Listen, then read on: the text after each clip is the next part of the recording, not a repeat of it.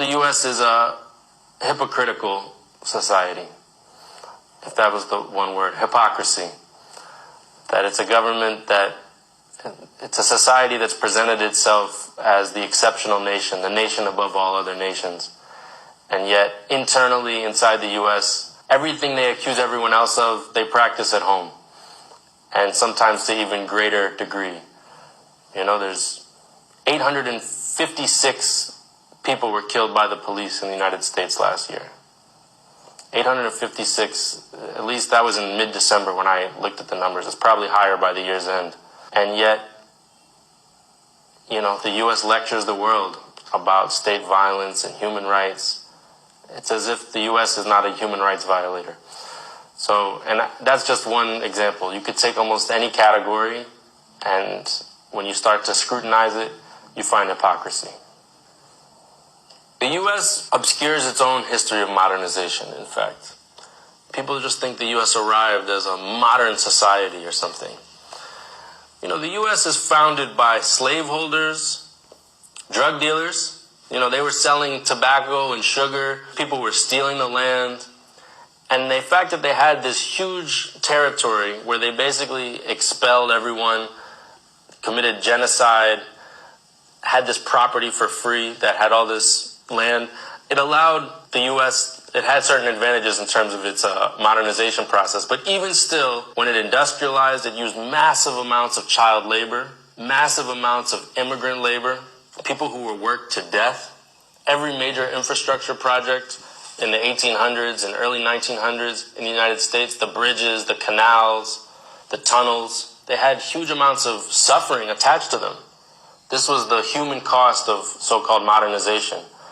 And there was such enormous inequality that was generated at that time from inside the U.S.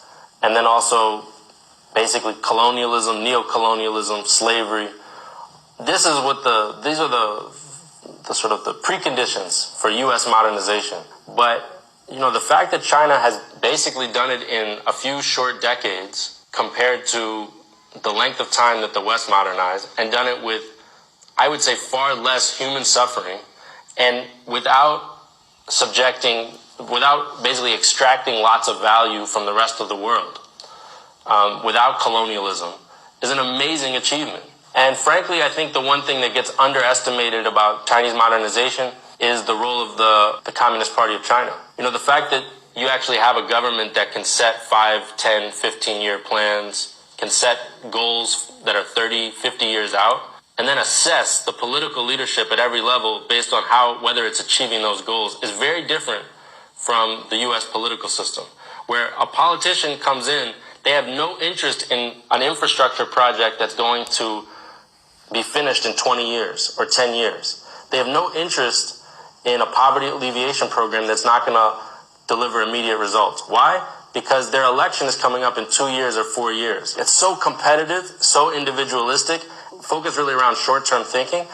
That's the reason why all the bridges are collapsing in the United States, why there's so many train derailments. I think that with the magnitude of the challenges, whether it's climate change, technology, you know, unemployment, all these different things, this is the moment in history where long-term planning is going to be heavily rewarded. I don't think a war between the U.S. and China is totally inevitable. I think it is avoidable, but it's not avoidable unless there's a change in the form of government, basically, in the United States. I think both parties have a consensus right now that while they can disagree on almost any other issue, that if China is allowed to grow peacefully for the foreseeable future, that means the U.S. will lose its place as the top dog in the whole world.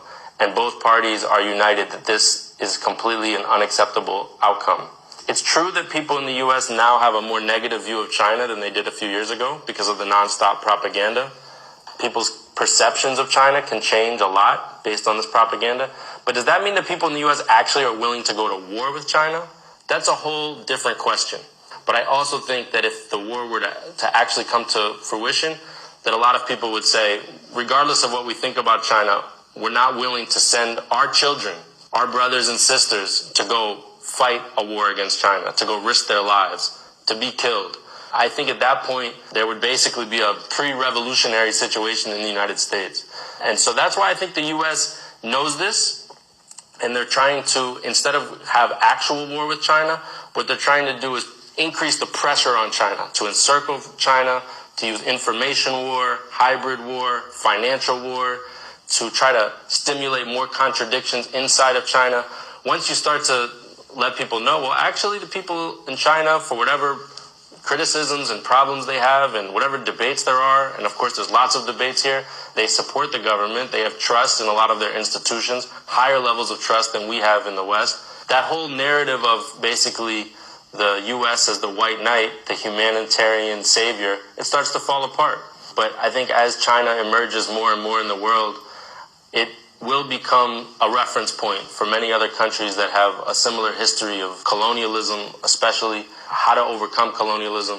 So my hope is that China, again, can become a reference point for an alternative model.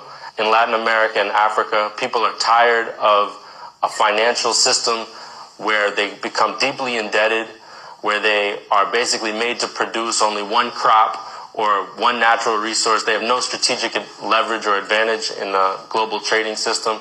And China represents an alternative. China represents usually better terms when it comes to loans, better trade agreements, less strings attached, more political autonomy where China doesn't try to, pick and choose who's going to lead the different governments of the global south. So if you're a government in Africa or Latin America, that's going to become very attractive after you've been dealing with the IMF for decades. It's not like any one country is perfect.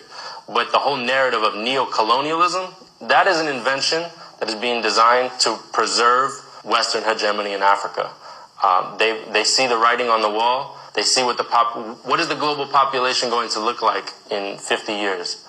It's going to be overwhelmingly Asian and African. And so how does the West maintain its domination if that's the case? The only way it can maintain its domination is if it gets the vast majority of people in Africa to distrust the people in Asia, and vice versa.